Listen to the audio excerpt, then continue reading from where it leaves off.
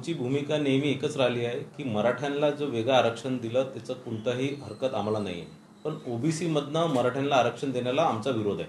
आणि अनेक मागील ज्यावेळेसपासनं जरांगेजी या आंदोलन त्यांनी सुरू केलेलं आहे त्यावेळेसपासनं आम्ही ओबीसी संघटना म्हणून आणि ओबीसीचे सगळे प्रतिनिधित्व म्हणून आम्ही नेहमी त्याला विरोध केलेला आहे।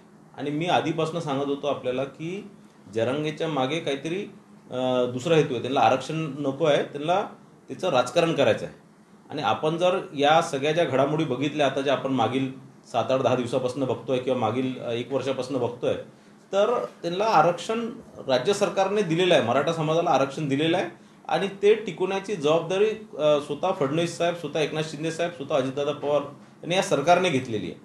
आणि आता याच्यानंतर मराठ्यांना जर आरक्षण मिळालं आणि जर ते परत जर त्यांना जर ओबीसी मध्ये जर त्यांनी ते जर वाटा मागतात आहे तर निश्चितच या दोन समाजामध्ये मोठ्या प्रमाणात तेढ निर्माण होणार, राज्यामध्ये एक कायदा आणि सुव्यवस्थेची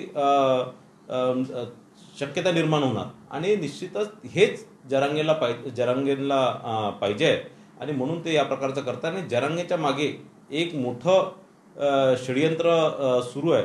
आणि जर तुम्ही या मागील अनेक दिवसापासूनच्या घडामोडी जर बघितल्या तर आपण जर बघत असणार की मनोज जरांगे उपोषण सुरू करतात तर पहिल्या दिवशी कोण जाऊन भेटतं तर शरद पवार जाऊन भेटतं, पहिल्या दिवशी कोण जाऊन भेटतं तर त्या राजेश टोपे जाऊन भेटतात, राष्ट्रवादीचे नेते जाऊन भेटतात।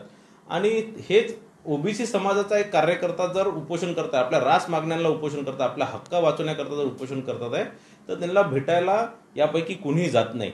आणि याचा अर्थ हा झालेला आहे की हे शरद पवार साहेब आणि एनसीपी त्यांची एनसीपी एक मेसेज देत आहे महाराष्ट्राला की ते या मराठा आंदोलनाच्या मागे कोण आहे तर शरद पवार साहेब हे निश्चितच आम्हालाही कळलेलं आहे। महाराष्ट्रातलं बघा असं आहे की शरद पवार साहेबांचं अनेक वर्षापासूनचं राजकारणच हे आहे की ते मराठा बेस राजकारण त्यांनी केलेलं आहे आणि ओबीसी विरोधी राजकारण त्यांनी केलेलं आहे।